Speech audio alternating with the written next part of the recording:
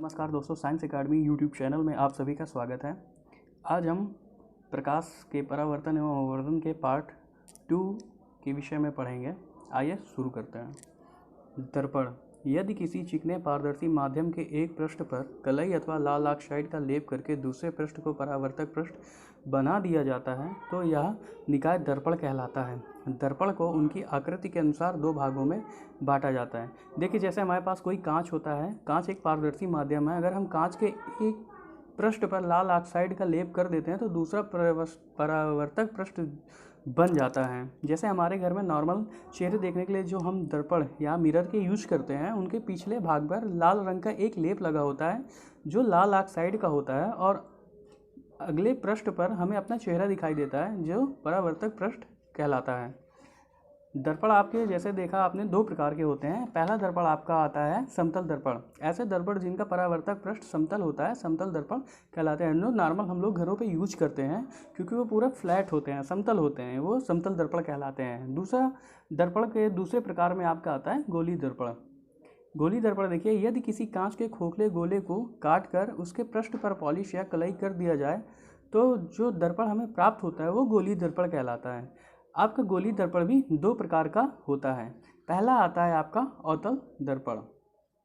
अवतल दर्पण वह गोली दर्पण है जिसके उभरे हुए भाग पर कलई या पॉलिश किया होता है, अवतल दर्पण कहलाता है। इस दर्पण को अभिसारी दर्पण भी कहते हैं क्योंकि यह अनंत से आने वाली प्रकाश किरणों को सिकोड़ता है। दूसरा दर्पण है आपका उत्तल दर्पण। उत्तल दर्पण देखते हैं, वह गोली दर्पण जिसके गहरे भाग पर कलई या पॉलिश किया होता है उत्तल दर्पण कहलाता है। इसे अपसारी दर्पण भी कहते हैं क्योंकि यह अनंत से आने वाली प्रकाश किरणों को फैलाता है। आइए देखते हैं। मान लीजिए ये गोला जो है ये कांच का एक खोखला गोला है और हम इसको बीच से काट के दो पार्ट में कर लेते हैं। तो ये जो हमें पार्ट्स मिले हैं ये हमारे गोली दर्पण हैं और इसको अवतल दर्पण बनाने के लिए उभरे हुए भाग पर कलई या पॉलिश किया जाता है।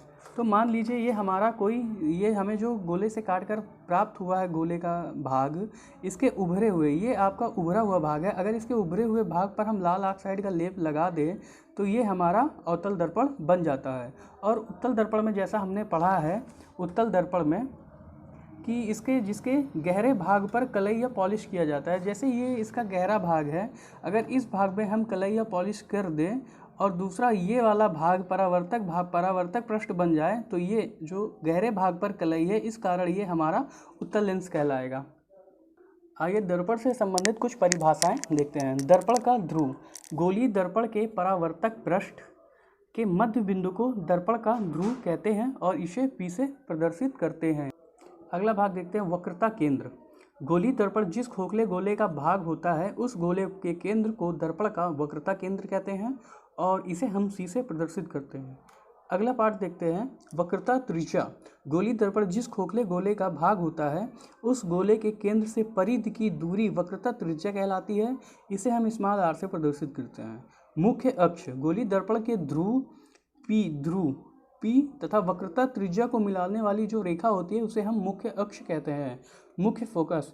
गोली दर्पण की मुख्य अक्ष के समांतर आने वाली प्रकाश किरणें गोली दर्पण से परावर्तन के पश्चात मुख्य अक्ष के जिस बिंदु पर मिलती हुई प्रतीत होती हैं उसे हम दर्पण का मुख्य फोकस कहते हैं। इसे F से प्रदर्शित किया जाता है। फोकस दूरी क्या होती है? गोली दर्पण के ध्रुव तथा मुख्य फोकस के बीच की दूरी को फोकस दूरी कहते हैं। इसे स्मॉल f से प्रदर्शित करते हैं। अभिलंब। गोली दर्पण किसी बिंदु को वक्रता केंद्र से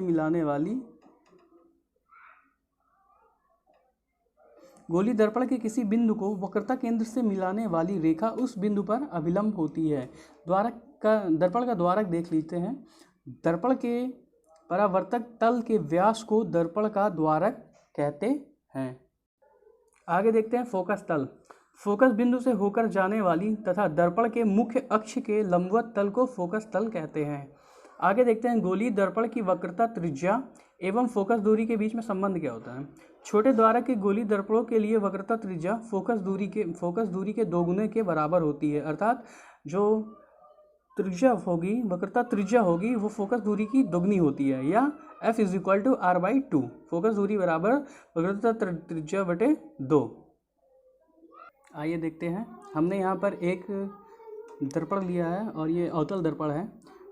ये जो दर्पण के मुख्य बिंदु, दर्पण के बीचों बीच ये जो पॉइंट होता है, इसे हम दर्पण का ध्रुव कहते हैं, जिसे हम P से प्रदर्शित करते हैं। वक्रता केंद्र, जिस पॉइंट पर केंद्र जहाँ से ये गोले का निर्माण होता है, उसे इस दर्पण का वक्रता केंद्र कहते हैं। और केंद्र से परिधि यानी कि आपके ध्रुव तक के बीच की जो दूरी होती है, उसे हम वक्रता त्रिज्या कहते हैं। जो ये बिंदु जो आपकी दर्पण के बीच से ये जो रेखा जाती है, इसे हम मुख्य अक्ष कहते हैं। और इस दर्पण के जो ये आपका दर्पण है, यहाँ से दर्पण का व्यास, ये जो बाहरी रेखा मिलती है आपकी, ये व्यास कहलाता है। इसे हम दर्पण का द्वारक कहते हैं। आइए देखते हैं हम किरण आरेखों का उपयोग करके गोलीय दर्पणों के द्वारा बने प्रतिबिंबों का निरूपण कैसे होता है। किसी गोलीय दर्पण द्वारा बने प्रतिबिंब की स्थिति तथा प्रकृति के विषय में हम किरण आरेखों की सहायता से भी अध्ययन कर सकते हैं। निश्चित आकार की किसी वस्तु के प्रत्येक बिंदु से अनंत प्रकाश किरणें उत्पन्न होती हैं। प्रतिबिंब की स्थिति निर्धारित करने के लिए इन अनंत किरणों में से कुछ किरणों का चयन कर लेते हैं, जिसे गोलीय दर्पण के परावर्तक, जिनके गोलीय दर्पण से परावर्तन के पश्चात दिशाओं का निर्धारण सरल हो। देखते हैं, गोलीय दर्पण द्वारा किसी वस्तु के प्रतिबिंब का निर्धारण करने के लिए निम्नलिखित नियम हैं। देखिए, यहाँ पर कुछ नियम हैं जो बहुत ही इम्पॉर्टेंट हैं और इन्हें ध्यानपूर्वक देखिएगा। पहला नियम आपका आता है, जब कोई प्रकाश किरण गोलीय दर्पण के मुख्य अक्ष के समांतर आती है तो वह दर्पण से टकराकर परावर्तित होकर दर्पण के मुख्य फोकस से होकर जाती है या जाती हुई प्रतीत होती है। देखते हैं, ये हमारे पास एक फिगर है अवतल दर्पण का, और हमने पढ़ा है कि जब कोई प्रकाश किरण गोलीय दर्पण के मुख्य अक्ष के समांतर, आपका ये मुख्य अक्ष है, और जब कोई प्रकाश किरण मुख्य अक्ष के समांतर यानी कि बराबर, उसी दिशा में बराबर जाती है तो वह टकराकर परावर्तित होकर दर्पण के मुख्य फोकस, ये आपका मुख्य फोकस है। जब भी कोई किरण मुख्य अक्ष के समांतर आएगी तो वो टकराकर परावर्तित होकर मुख्य फोकस से होकर ही जाएगी। आपकी ये आपतित किरण आती है और दर्पण से टकरा के मुख्य फोकस से होते हुए परावर्तित हो जाती है। ये आपका पहला नियम हो गया। और उत्तल दर्पण पर देख लेते हैं। उत्तल दर्पण ये है जिसमें अंदर की तरफ कलई है, और कोई किरण जब आपतित होती है तो टकराकर परावर्तित होती है। और आपने उत्तल दर्पण में पढ़ा है कि या तो मुख्य अक्ष पर जाती हुई प्रतीत होती है, तो ये आपकी आपतित किरण है और ये मुख्य फोकस पर परावर्तित होती है, और परावर्तित होने के बाद मुख्य फोकस पर जाती हुई प्रतीत होती है। दूसरा नियम देखते हैं, जब कोई प्रकाश किरण गोलीय दर्पण के मुख्य फोकस से होकर गुजरती है या गुजरती हुई प्रतीत होती है तो वह दर्पण से टकराकर मुख्य अक्ष के समांतर हो जाती है। आइए देखते हैं कैसे। ये आपका अवतल दर्पण है। जब कोई किरण मुख्य फोकस, देखिए ये मुख्य फोकस पर ही आती है, जब कोई किरण मुख्य फोकस से होकर गुजरती है तो परावर्तन के पश्चात मुख्य अक्ष, ये आपका मुख्य अक्ष है, इसके समांतर वापस हो जाती है। और ये आपका उत्तल दर्पण, जब कोई किरण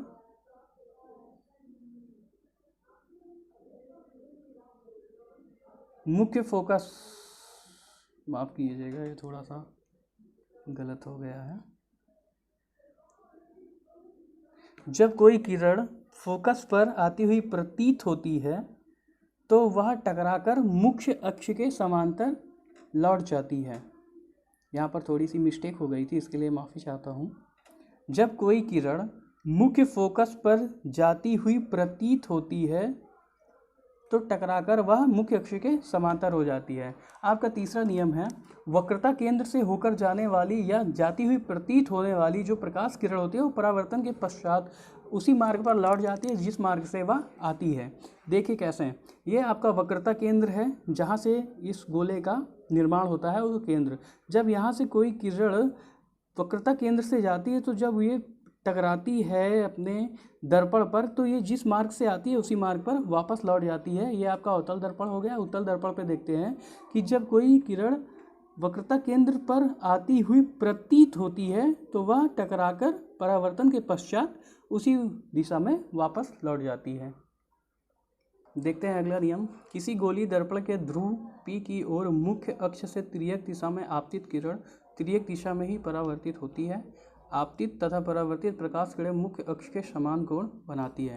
देखिए जैसे ये कोई लेंस है और यहाँ पर कोई प्रकाश की किरण तिर्यक बिंदु पर P पर पड़ती है तो ये जिस एंगल से आती है उसी एंगल से आपका ये परावर्तित हो जाती है। ये आपका चौथा नियम था।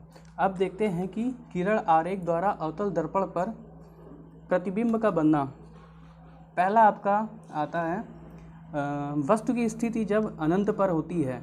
जब कोई वस्तु अनंत पर होती है तो उसका प्रतिबिंब फोकस F पर बनता है और जो उसका आकार होता है वो छोटा होता है या बिंदु साइज होता है और आपका जो प्रकृति होती है प्रतिबिंब की वो वास्तविक और उल्टा होती है। वक्रता केंद्र से दूर, जब कोई वस्तु की स्थिति वक्रता केंद्र से दूर होती है तो F तथा C के बीच प्रतिबिंब बनता है, आकार में छोटा होता है और वास्तविक उल्टा होता है। वक्रता केंद्र C पर जब कोई वस्तु रखी जाती है तो उसका जो प्रतिबिंब होता है वो वक्रता केंद्र पर ही बनता है, वक्रता केंद्र पर बनता है, समान आकार का होता है और वास्तविक उल्टा होता है। C तथा F के बीच में बनता है तो वस्तु की स्थिति होती है तो वो C से दूर बनता है। विवर्धित का मतलब होता है बड़ा, वास्तविक और उल्टा। जब वस्तु F पर रखी जाती है, फोकस पर रखी जाती है तो उसका जो प्रतिबिंब बनता है वो अनंत पर बनता है और बहुत ही बड़ा बनता है, वास्तविक और उल्टा बनता है। P तथा F के बीच में जब वस्तु रखी जाती है तो उसका जो प्रतिबिंब होता है वो दर्पण के पीछे बनता है, बड़ा बनता है और आभासी और सीधा बनता है। आइए देखते हैं पहली स्थिति, जब वस्तु अनंत पर हो। जब कोई वस्तु अनंत पे रखी जाती है तो उससे जो प्रकाश किरणें आती है, जैसे हमने पीछे पढ़ा है कि जो मुख्य अक्ष के समांतर प्रकाश किरण आती है वो टकराकर फोकस से होकर गुजरती है। तो ये वस्तु पर जब कोई प्रकाश की किरण आपतित होती है तो जब मुख्य अक्ष के समांतर आपतित होती है वो परावर्तन के पश्चात मुख्य फोकस से होकर गुजरती है। देखिए यहाँ पर भी जो आपतित किरण है वो मुख्य अक्ष के समांतर आई है और मुख्य फोकस से होकर गुजर रही है, और यहाँ भी आपतित किरण जो आई है वो परावर्तन के पश्चात मुख्य फोकस पर ही जाती है। तो ये जो हमारा जहाँ पे दोनों हमारी रेखाएं मिलती हैं वहाँ पर ही प्रतिबिंब बनता है। और जैसा हमने ऊपर देखा है कि प्रतिबिंब कहाँ बनता है, हमारा फोकस पर, तो ये हमारा F फोकस पर प्रतिबिंब बनता है और अत्यधिक छोटा या बिंदु आकार का हमारा प्रतिबिंब बन रहा है, वास्तविक बन रहा है। वास्तविक का मतलब होता है ये रेखाएं जब स्वयं जाके मिलती हैं तो वे वास्तविक करते हैं। और उल्टा, देखिए उल्टा कैसे कि A ऊपर A है, A किरण जब यहाँ से आती है तो ये A नीचे हो जाती है और B किरण जब जाती है तो ये ऊपर हो जाती है, तो B ऊपर और A नीचे, तो ये यहाँ पे उल्टा हो जाता है। तो हमारा जो यहाँ पर बनेगा प्रतिबिंब बनेगा वो उल्टा बनेगा। दूसरा देखते हैं। दूसरा हमने देखा था वक्रता केंद्र से दूर। वक्रता केंद्र C से दूर कोई वस्तु रखी है और प्रतिबिंब की स्थिति हमारी कहाँ बनती है, F तथा C के बीच में, आकार में छोटा, वास्तविक उल्टा बनता है। तो देखते हैं कैसे बनता है। हमने अभी 3 नियम जो पढ़े थे, 4 नियम, उसमें देखा था जब कोई प्रकाश किरण मुख्य अक्ष के समांतर जाती है तो वो टकराकर फोकस पर गिरती हुई फोकस से निकल जाती है, फोकस से परावर्तित होती है। और जब हमने पढ़ा था कि प्रकाश की किरण यदि वक्रता केंद्र से जाती है तो परावर्तन के पश्चात अपने ही मार्ग पर वापस लौट आती है। देखिए ये आपकी फोकस से होते हुए निकल गई परावर्तित किरण और ये वक्रता केंद्र से होते हुए जिस बिंदु पर दोनों किरणों ने आपस में काटा है वहाँ पर ही आपका प्रतिबिंब बनता है। वहीं पे आपका प्रतिबिंब बनेगा। ये पहले आकार में बड़ा था, ये उल्टा छोटा हो गया। और ए उल्टा कैसे बनता है, वास्तविक बन रहा है क्योंकि सारी किरणें अब स्वयं ही खुद को एक दूसरे को काट रही हैं। और आपका ए किरण जो है वो नीचे जा चुकी है, और बी जो है ये आपकी बी ये आपका ऊपर ही है बी, तो ये आपका आकार में छोटा बनता है, सॉरी माफ़ करिएगा, उल्टा बनता है। अगला देखते हैं, जब हमारी वस्तु वक्रता केंद्र सी पर रखी होती है, जी हाँ सी पर रखी होती है, जब वक्रता केंद्र ये हमारी वस्तु सी पर रखी होती है तो हमारा जो प्रतिबिंब बनता है वो सी पर ही, वक्रता केंद्र पर ही बनता है और समान आकार का बनता है, वास्तविक और उल्टा बनता है। जब कोई मुख्य अक्ष के समांतर कोई किरण जाती है तो वो फोकस से होकर गुजरती है, तो ये मुख्य अक्ष हो गया हमारा, ये हमारा मुख्य अक्ष है। इसके समांतर कोई किरण जब जा रही है तो वो टकरा कर फोकस से होकर निकल गई, तो ये टकरा कर फोकस से निकल गई। और जब हमारी कोई किरण फोकस से ही भेजी जाती है तो वह परावर्तन के पश्चात मुख्य अक्ष के समांतर जाती है, जो दोनों रेखाओं ने दोनों किरणों ने अपने आप को दोनों ने यहाँ पे काटा है, और जहाँ पर काटती है वहाँ पर ये सेम आकार, सेम जितनी वस्तु की लंबाई है उतनी ही यहाँ प्रतिबिंब की लंबाई बनती है। और ये आपकी पहली किरण जो है वो नीचे चली जाती है, दूसरी किरण ये आपकी ऊपर हो जाती है, इसलिए जो आपका प्रतिबिंब बनता है वो आकार में उल्टा होता है, प्रकृति उसकी वास्तविक और उल्टा होती है। चौथा स्टेप है, जब आपका वस्तु सी तथा एफ के बीच में रखी होती है, तो हमारा जो सी एफ के बीच में होगी तो सी से दूर प्रकाश की किरण, माफ़ करिएगा, सी से दूर बनती है प्रतिबिंब। पहली किरण हमने भेजी जो कि मुख्य अक्ष के समांतर है तो फोकस से निकल जाती है, और जो दूसरी है तो वो हम रेखा है तो हम उसको सी से भेजते हैं वक्रता केंद्र से, तो वो टकरा कर उसी मार्ग पर वापस लौट जाती है, जहाँ पे ये दोनों मिलती हैं वहाँ पे आपका प्रतिबिंब बनता है जो कि आकार में बड़ा बनता है और वास्तविक उल्टा बनता है। अगली है आपका पांचवा स्टेप, तो यहाँ पर वस्तु हमारी फोकस पर ही रखी जाती है, तो पहली किरण हम फिर से वही भेजते हैं मुख्य अक्ष के समांतर, तो वो टकरा कर परावर्तन के बाद तो ये हमारी फोकस से होते हुए निकल जाती है। और वक्रता केंद्र से जब कोई प्रकाश भेजा जाता है, जब कोई किरण भेजी जाती है तो वो परावर्तन के पश्चात उसी मार्ग पर लौट आती है जिस मार्ग से वो जाती है। तो ये दोनों रेखाएं आपस में देखिए अनंत में जा रही हैं, ये पता नहीं है कि कहाँ मिलेंगी, इसलिए हम ये मानते हैं कि ये कहीं अनंत में जाके कहीं ना कहीं मिलेगी, इसलिए जो वस्तु से आकार है वो बहुत बड़ा बनेगा और वास्तविक और उल्टा बनेगा। अगली स्टेप देखते हैं, अगला कि P तथा F के बीच में, ये हमारा P है और ये F के बीच में अगर कोई वस्तु रख दी जाती है तो देखते हैं क्या होता है कि जब कोई वस्तु रखते हैं तो हमने एक नियम पढ़ा है कि जब ध्रुव की ओर कोई किरण भेजी जाती है तो वो आपतित होकर जिस कोण से आती है उसी कोण से निकल जाती है। तो ये किरण P पर आती है दर्पण पर, तो उसी तरीके से निकल जाती है, कहीं नहीं मैच हो रही। और ये आपकी वक्रता केंद्र से जो किरण भेजी जाती है वो परावर्तन के पश्चात वापस उसी मार्ग पर लौट जाती है जिस तरीके से वो भेजी जाती है। तो हम इसे आगे मिलाते हैं क्योंकि ये पीछे कहीं मिलने वाली नहीं है, तो हम ये प्रतीत होती हुई आगे मिला देते हैं और ये वाली किरण यहाँ मिला देते हैं। तो जो हमारा अवतल दर्पण पे जो हमारा ये P और F के बीच में जो वस्तु रखी गई है, इसका जो प्रतिबिंब हमें बनेगा वो दर्पण के पीछे बनता है। और आभासी का मतलब होता है जो ज़बरदस्ती मिला के बनाई जाए, ये हमने ज़बरदस्ती की है, इसके साथ ये किरणों को हम ज़बरदस्ती मिला के ले गए हैं, तो आभासी बनेगा। और कैसा बनता है, सीधा बनता है, क्योंकि एक किरण सीधे जा रही है और बी किरण भी सीधी जा रही है, तो ये जो फिगर इसका बनता है ये दोनों सीधा बनेगा। आइए अब देखते हैं अवतल दर्पण के उपयोग। अवतल दर्पण के उपयोग देख लेते हैं। इनका उपयोग समांतर टार्च, सर्च लाइट तथा वाहनों के हेडलाइट, अग्रदीपों में प्रकाश का शक्तिशाली समांतर किरण पुंज प्राप्त करने के लिए किया जाता है। इनका उपयोग प्रायः बड़ा प्रतिबिंब देखने के लिए रोनिंग दर्पणों के रूप में किया जाता है। दंत विशेषज्ञ अवतल दर्पणों का उपयोग मरीजों के दांतों का बड़ा प्रतिबिंब देखने के लिए करते हैं।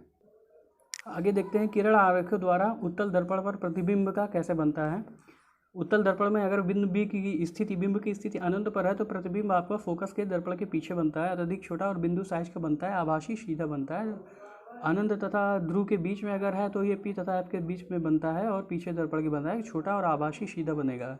एक बात याद रखने की है कि उत्तल दर्पण में जो भी प्रकृति बनेगी तो वह आभासी होगा और सीधा बनेगा। उत्तल दर्पण में सारी स्टेप में वास्तविक और उल्टा बनता है। लास्ट की स्टेप में जब पी और एफ के बीच में होता है तो आभासी और सीधा बनेगा। आइए देखते हैं, जब वस्तु अनंत पर होती है, जब कोई वस्तु अनंत पर होती है तो अवतल दर्पण पे जो मुख्य अक्ष की समांतर रेखा बहती है वो टकराकर परावर्तित हो जाती है, लेकिन ये हमें आगे मिलती हुई फोकस पर प्रतीत होती हैं, क्योंकि हमने नियम में पढ़ा या तो फोकस में मिलती हैं या तो फोकस में मिलती हुई प्रतीत होती हैं।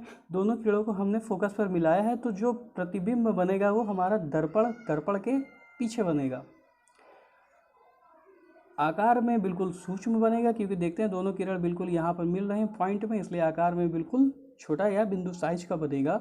दूसरी स्टेप हम देखते हैं कि अनंत तथा ध्रुव के बीच में, अनंत तथा ध्रुव के बीच में कोई वस्तु है, ये कोई अनंत हो गया, ये ध्रुव के बीच में वस्तु रखी है। तो पहली किरण जब हम भेजते हैं तो वह परावर्तित होकर निकल जाती है और दूसरी किरण भी आगे मिलती हुई प्रतीत होती है। तो इस प्रकार वस्तु का आकार छोटा बनेगा और आभासी बनेगा। आइए अब देखते हैं उत्तल दर्पण के उपयोग। उत्तल दर्पण का उपयोग समानता वाहनों के पश्च दृश्य दर्पणों के रूप में किया जाता है। उत्तल दर्पण का उपयोग किसी बड़े दृश्य को छोटे रूप में देखने के लिए किया जाता है।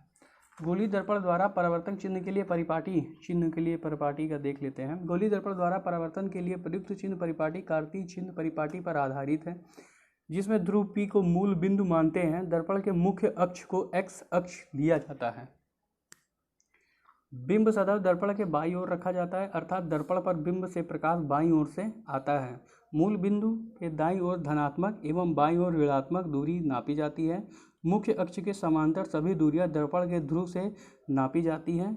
मुख्य अक्ष के लंबवत ऊपर की ओर वाई अक्ष के अनुदिश धनात्मक तथा नीचे की ओर वाई अक्ष के अनुदिश ऋणात्मक दूरियां मापी जाती हैं। देखते हैं दर्पण का सूत्र, 1/v + 1/u = 1/f। u क्या है? दर्पण में इसके ध्रुव से वस्तु के बीच की दूरी है। v दर्पण के ध्रुव से प्रतिबिंब की दूरी है।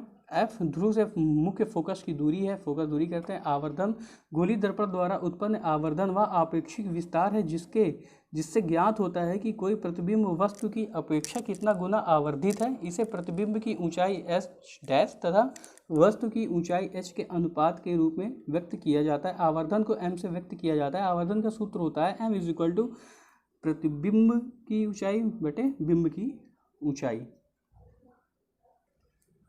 अगर मानते हैं आवर्धन m, वस्तु की दूरी u तथा प्रतिबिंब की दूरी v है, तो संबंधित सूत्र आवर्धन बराबर -v/u होता है। आवर्धन के दो सूत्र हो गए h'/h -v/u या h' बराबर -vh/u। अब देखते हैं आवर्धन की दूसरी परिभाषा। दर्पण द्वारा बने किसी वस्तु के प्रतिबिंब की लंबाई तथा वस्तु की लंबाई के अनुपात को प्रतिबिंब का आवर्धन या रेखीय आवर्धन कहते हैं, जबकि दोनों लंबाइयां मुख्य अक्ष के लंबवत मापी जाती है। आशा करते हैं कि आपको हमारे नोट्स अच्छे लगे होंगे। हमारे इस चैनल में जो नोट्स दिए जा रहे हैं वो केवल आपको रिटन वर्क के लिए दिए जा रहे हैं। इसमें जितना हो सकता है मैं आपको समझा रहा हूँ, और आगे के वीडियो जो बनेंगे ये रिटन वर्क होने के बाद उसमें मैं आपको पूरी डिटेल्स से एक एक टॉपिक को समझाने की कोशिश करूँगा। और हम अगले पार्ट्स में प्रकाश के अपवर्तन और उसके आगे के बारे में अध्ययन करेंगे। तब तक के लिए नमस्कार।